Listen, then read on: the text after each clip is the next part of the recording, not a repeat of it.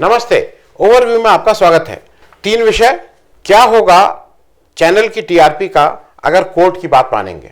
दूसरा, क्या नीरा राडिया के छूटने और रतन टाटा के अपॉइंटमेंट में कोई कनेक्शन है। तीसरा, क्यों आगे आना पड़ा रूपरेखा वर्मा जी को सिद्दीक कप्पन की जमानत लेने। इस पे आगे चर्चा करें उससे पहले आपसे एक आग्रह, चैनल को सब्सक्राइब करें और अगर हो सके तो चैनल की मेंबरशिप ले लें। मेंबरशिप का मतलब हर महीने आपको एक छोटी रकम हमें देनी होगी और अगर आप हर महीने का कमिटमेंट नहीं करना चाहते हैं तो वन टाइम एक बार हमारी आर्थिक मदद करें जिससे चैनल चलाने में थोड़ी हमें सुविधा रहे। तो सबसे पहली बात, क्या होगा चैनल की टीआरपी का अगर कोर्ट की बात मानेंगे।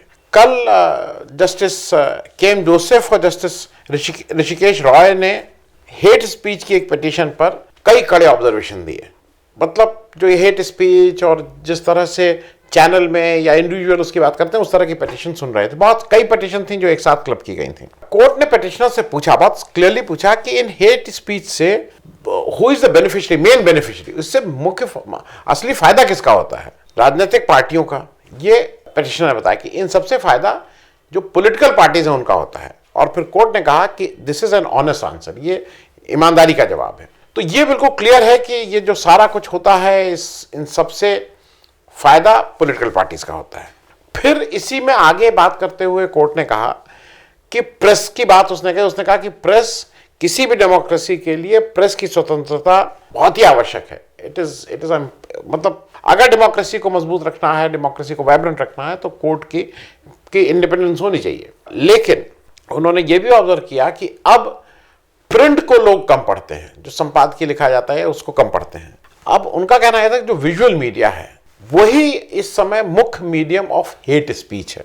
जो ये समाज में हेट स्पीच की बात कर रहे हैं वही मुख्य मीडियम। और मुझे ऐसा लगता है कि फिर उन्होंने आगे ये कहा, तो उन्होंने कोर्ट में, कि गवर्नमेंट चुपचाप क्यों खड़ी है और गवर्नमेंट इसको बहुत ट्रिवियल इशू, मतलब बहुत छोटा मोटा इशू बोलती है।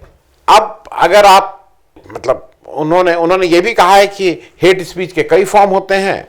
एक उसमें से ये है कि sort of you ridicule the a particular community. इशारा साफ है, चीजें साफ हैं, लेकिन यहां पे ये भी सोचना होगा कि इस तरह की हेट स्पीच जब आप सुनते हैं कि एक पर्टिकुलर कम्युनिटी को टारगेट किया जा रहा है तो किसका नाम आता है। भाई मेरे सामने तो अगर मैं इस तरह की बात सोचता हूं तो मुझे अनुराग ठाकुर साहब का नाम, मुझे अमित शाह साहब का नाम, इनके भाषण जो इन्होंने दिल्ली इलेक्शंस के समय दिए थे वो तुरंत याद आते हैं। देश के गद्दारों को और बटन दबाएंगे तो कहां करंट जाएगा, इत्यादि इत्यादि। कोर्ट ने यह भी कहा कि टीआरपी और प्रॉफिट की दौड़ में चैनल अंधे हो गए। उन्होंने कहा कि वो टीआरपी ज्यादा कैसे लाया जाए, क्योंकि ज्यादा टीआरपी आएगी तो ज्यादा प्रॉफिट होगा, इसके उसमें वो अंधे हो गए हैं। और जो सबसे बड़ी बात कल कोर्ट ने कही, उन्होंने एंकरों पे भी टिप्पणी की। जो एंकर हमारे यहाँ ना, कोई खड़ा होके, कोई वो होके, कोई चिल्ला चिल्ला के मालूम नहीं क्या करता है। उन्होंने ये भी पूछा, उन्होंने पूछा कि एंकर का रोल क्या है। क्योंकि उन्होंने कहा कि हमने ये भी, उनका एक ऑब्जर्वेशन ये भी था कि सारा टाइम तो एंकर ले लेते हैं। अब मतलब वो जब पूरा टाइम एंकर ले लेगा तो जिनको बुलाया गया है, जिनसे प्रश्न का उत्तर पूछना है, उत्तर देने वालों के पास बहुत कम टाइम बचता है। और एक चीज और ऑब्जर्व की, जो हम और आप भी ऑब्जर्व करते हैं। देखिए ये जितने एंकर हैं, ये लगता है कि एक्सटेंशन, ये कोर्ट ने नहीं कहा, ये हम ऑब्जर्वेशन जो मुझे लग रहा है, ये लगता है कि सरकार का एक्सटेंशन है। ये सरकार की तरफ से इतने गुस्सा हो जाते हैं, इनको इतना बुरा लग जाता है कुछ चीजें। और एक कल कोर्ट ने एक और चीज कही, उसने कहा कि जब इतना कम समय दिया जाता है उत्तर देने का, उसमें भी एंकर लगातार टीका टिप्पणी, टोका टोकी करते रहते हैं। और ये हम और आप देखते हैं, अगर एंकर को लगता है कि कोई जवाब दे रहा है जो विपक्ष का है, खास करके टीका टिप्पणी करते हैं। अगर सरकारी पार्टी का है, किसी की हिम्मत नहीं होती है बीच में बोलने की। अब उन्होंने सेंटर से, केंद्र सरकार से जवाब मांगा है कि इसको कैसे रोका जाए। अब ये बड़ी बात है, क्योंकि ये एक मुश्किल सवाल, इसका हल मुझे नहीं लगता है, क्योंकि एक मुश्किल काम है। सबको पता है कि इस तरह का काम किसके कहने पे, किसके बिहाफ पे क्यों होता है। तो सरकार इसमें कैसे, क्या जब सरकार ही के पार्टी के लोग ही इसको प्रोपोगेट कर रहे हैं, वही इसको बढ़ावा दे रहे हैं, तो सरकार कैसे इसको रोकेगी। क्योंकि कोर्ट का ऑब्जर्वेशन बार बार कि इसको मीडिया को स्वतंत्र करना पड़ेगा, और नहीं, अगर ये स्वतंत्र नहीं हुई तो हम एक तरफा कार्रवाई करेंगे, इत्यादि इत्यादि।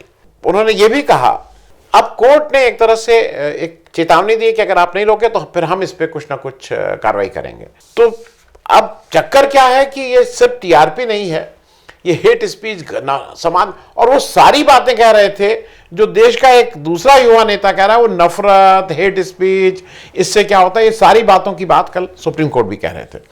तो देखिए, इससे मुझे नहीं लगता है कि इससे कोई सरकार इसमें कुछ ऐसी कार्रवाई करेगी। ये तो उसके एक तरह से पीठ पे हाथ है जो लोग ये काम कर रहे हैं सरकार का।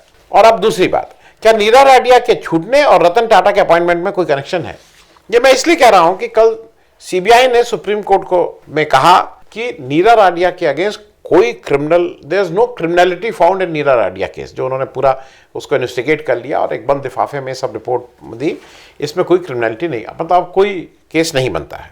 अब एक दूसरी न्यूज जिसका इससे कोई वैसे मतलब नहीं, मोदी जी ने रतन टाटा को पीएम केयर फंड का ट्रस्टी बनाया। वही ये पीएम केयर फंड है जिसके बारे में ये बिल्कुल कहा गया है कि नहीं, इसके बारे में हम कुछ नहीं बताएंगे, कैसा पैसा आया, कितना पैसा आया, कहां से आया, कहां खर्च किया, हम कुछ नहीं बताएंगे। उसमें आप पीएम केयर फंड में रतन टाटा जी को ट्रस्टी बना रहे हैं।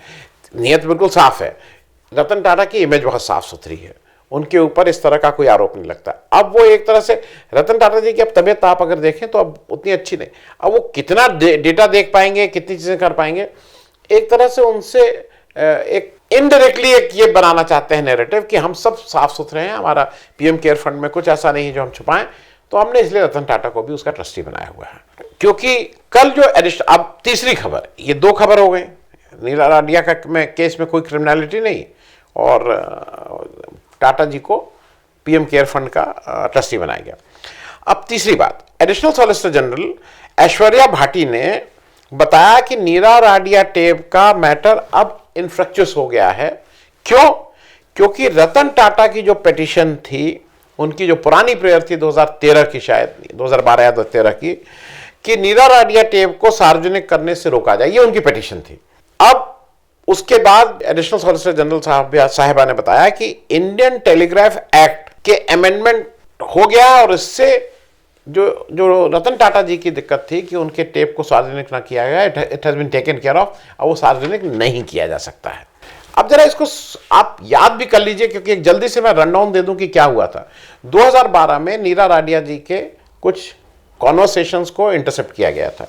ये कॉन्वर्सेशन वित्त मंत्रालय के कहने पे इनकम टैक्स डिपार्टमेंट ने 2008 और 2009 के बीच में नीरा राडिया के इन टेप के कन्वर्सेशंस को, उनके फोन को टैप करके ये टेप इकट्ठा किए थे।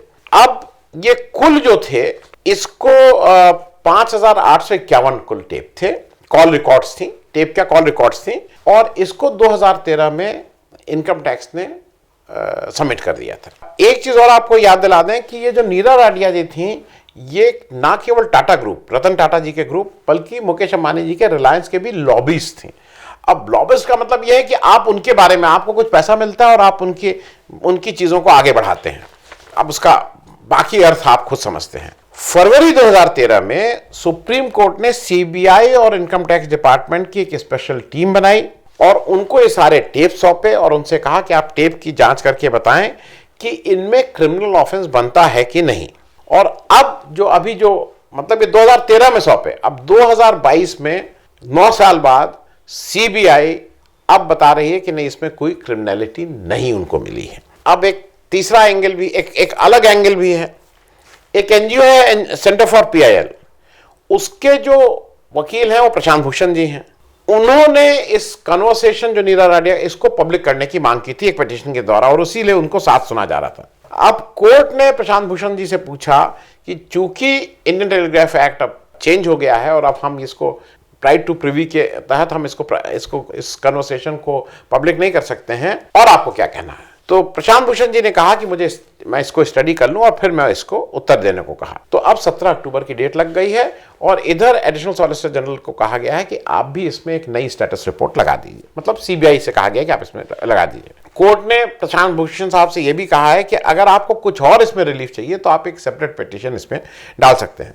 इन सबके बीच एक जो बेसिक बात उभर के आती है, जो प्रश्न ही है जिसपे हम लोगों ने बात किया, कि एक ही दिन, मतलब 24 घंटे के अंदर नीरा राडिया जी का क्रिमिनल मतलब कॉन्स्पिरेसी नहीं है, इससे एक तरह से छूट जाना, और रतन टाटा जी को पीएम केयर फंड का ट्रस्टी बनाने के बीच में क्या कोई रिलेशनशिप है?